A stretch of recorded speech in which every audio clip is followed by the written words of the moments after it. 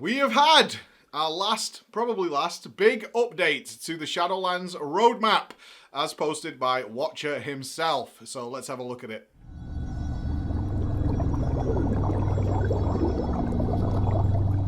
So this is pretty big. On schedule, Wednesday night here in the UK, the Shadowlands updates started rolling out, but they were precursed by a very lengthy post by Watcher, the lead game director, on what is going to be happening with both the PTR and the Shadowlands over the next little while before the game launches in October. And it was lengthy, it had some great stuff in it, and it had some stuff we're probably not too happy about, but how are we feeling overall? Well, let's first start with the class looks you guys are waiting for, because I'm going to use this as our big update as well.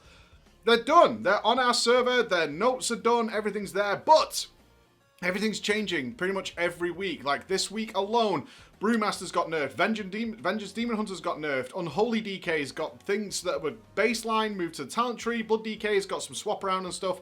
We're waiting until it slows down. All right, guys? So as soon as I personally feel, let me put it that way, as soon as I personally feel that tuning has got down to the little changes where they're just tweaking things here and there, then we'll get them out to you now. But as an example, if I would have posted last week, say, a ranking of the tanks, we probably would have had like Brewmaster and Vengeance and Blood DKs all at the top.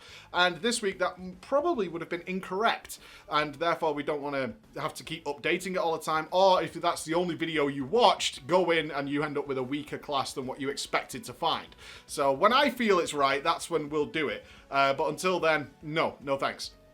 So what was in this big post by Watcher? Well, several things. Firstly, that they're going to be doing 2 patches. So all these class changes that I've just talked about, they will also appear on the PTR. The PTR and the Shadowlands will get separate updated patches. And that means that basically the PTR is going to have absolutely everything you want except actual Shadowlands stuff. So it's not going to have the conduits, the legendaries, the covenant system, that kind of stuff. But everything else will be on the PTR as we approach that pre-patch, which should be, according to Dan, I'm holding Mr. GM responsible for this, on September 29th. We should have the pre-patch. Then you can go and check it there for free. You don't even need an active WoW account, I don't believe. You can just go and check that stuff out now. So any of your classes that have changed dramatically, go and check the PTR. It's all there for you. And trust me, the cover abilities, the conduits, and the Legos, they really don't make that much of a difference to your gameplay. They make a little bit, but not class defining. Let me put it that way. So go and check that stuff out there if you're choosing a main, and we have more choosing a main stuff coming for you shortly, all right?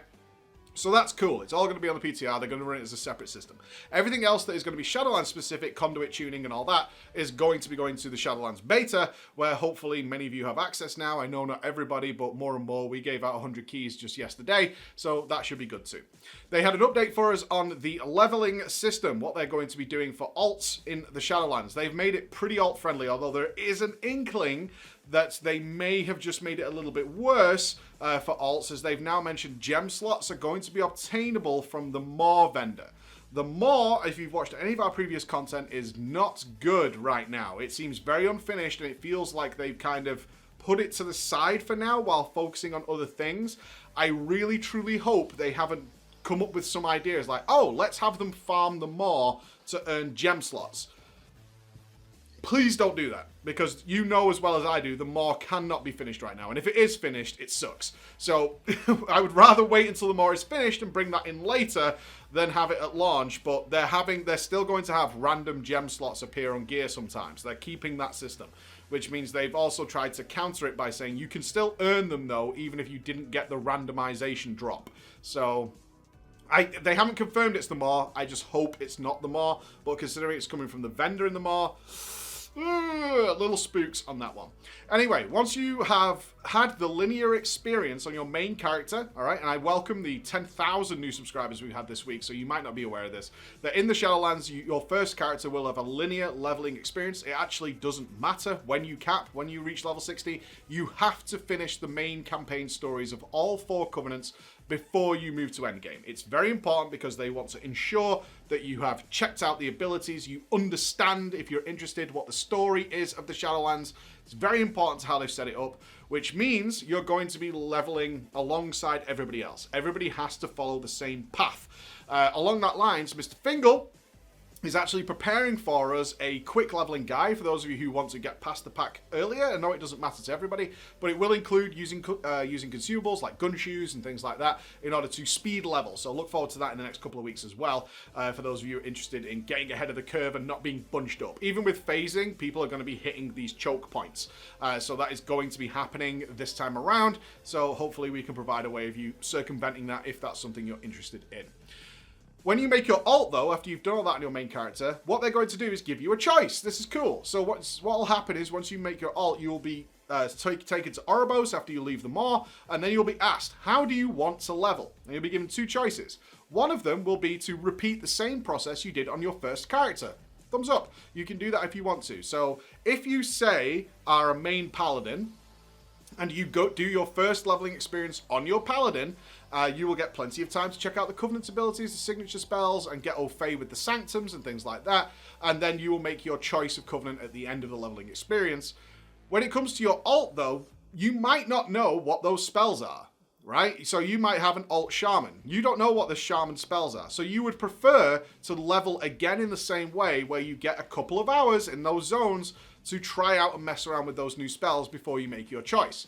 On the other hand, you might very well know exactly which Covenant you want to be a part of and are preparing this alt to raid quickly. Perhaps you need to re-roll for some reason. Your class has ended up dead in the water, you're a qualified bench warmer, so you need this spec and class as quickly as possible, in which case you will have the choice to say, I do not want to do all the story again. And what it will do is phase the world as if all those quests have been completed, and you will basically have not a level 60 character in terms of the level, but in terms of the content you can access. You will have access to world quests, bonus objectives, you'll be able to level through Torghast, level through dungeons, do anything you want to do there while being in a Covenant already.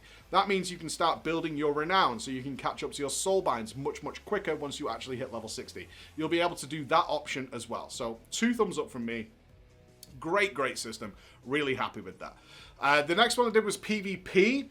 So in PvP, they have been listening. We have seen, thankfully, I wish I was interested in PvP to do the level of testing we do on the PvE stuff with PvP, but none of us are. It is something I'm kind of considering looking for in the future, is to bring somebody in who is PvP minded. But there have been some people who've put out some good content that have drawn attention to the fact that the vendors weren't particularly good. PvP testing hadn't even started, yet they're in the closing of tuning phases. They've really crapped on the PvPers this time, and I'm really sorry for the guys who are into PvP, but they've just not done much with it. But they're trying now, so jump in and help them out if you want to, is to get that information out there. They've made attention to it, they're aware of it, and they're trying to fix it in some way. But I will point out that in that line, they did say that likelihood is if you want to be very well geared for PvP, you're probably going to have to do very, very good in PvE as well. They're still seemingly, thankfully, at least for me, selfishly, they're not saying you should PvP to be the best at PvE, but they're still kind of saying the same for PvP. For some reason, they're offering potentially set bonuses for PvP, so that's something to be... I'm pretty excited about that. Some PvP-specific set bonuses. I'm fine with that. But I'm not going to go too much into it because I'm not a PvPer, so I would be talking pretty much out of my arse. Let's go to the Covenant stuff then. So, pull the Ripcord is not happening. They are not doing it. They are sticking to their guns.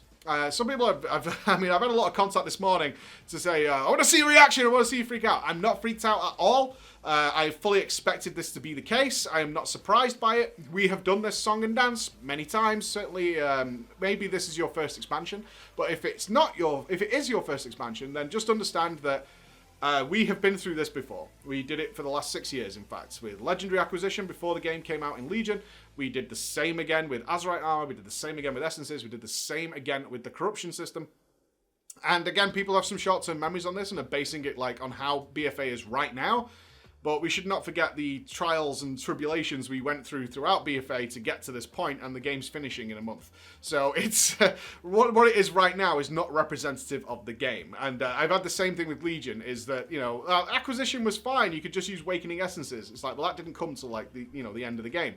All the same process, the same song and dance. I'm almost at a point, conspiratorially, I put my tinfoil hat on, is that this is a model for Blizzard at this point, is they intentionally create stuff that's a problem. I find it difficult to justify in my head why we keep doing the exact same song and dance routine over and over again and then saying we'll learn from it next time, and then we just do it again. And then we just do it again and again and again, the same thing. I don't truly believe that, but that thought has become stronger in my mind.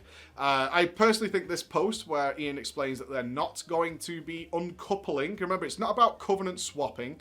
Always needs to be clear on this. It's not about swapping covenants. I don't want to be like, I'm Kyrian now, and I get all that, and then now I'm Venthyr, now I'm Kyrian again. I don't want that. I'm fine with committing to a covenant.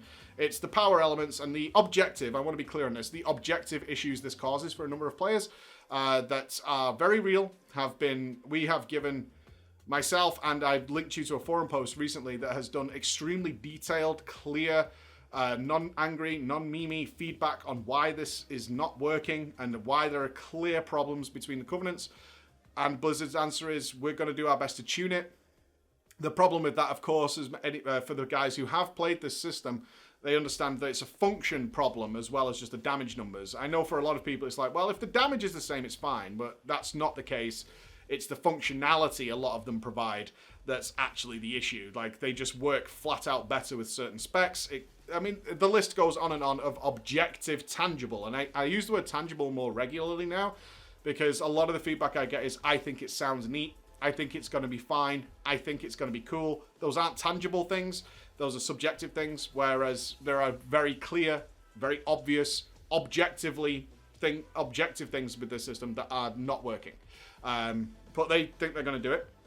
I said that I'm not surprised by this. Not just because we've done this before, but also I actually, at this stage, I genuinely, and I know a lot of people give me shit for this. I spoke about this in front of many thousands of people yesterday on Twitch, and people got a bit angry. I'm sorry if you feel that way, but I have to be honest with you guys. I think pulling the ripcord now would be a bad idea. A genuinely bad idea. Not because I've relaxed on it, not because I think it's a good system now or anything like that. No, it's terrible. The fact of the matter is, this system, and you can look around, and I don't want to expose people, but it's very easy to find, especially after this post came out by Watcher and the Fury started up again.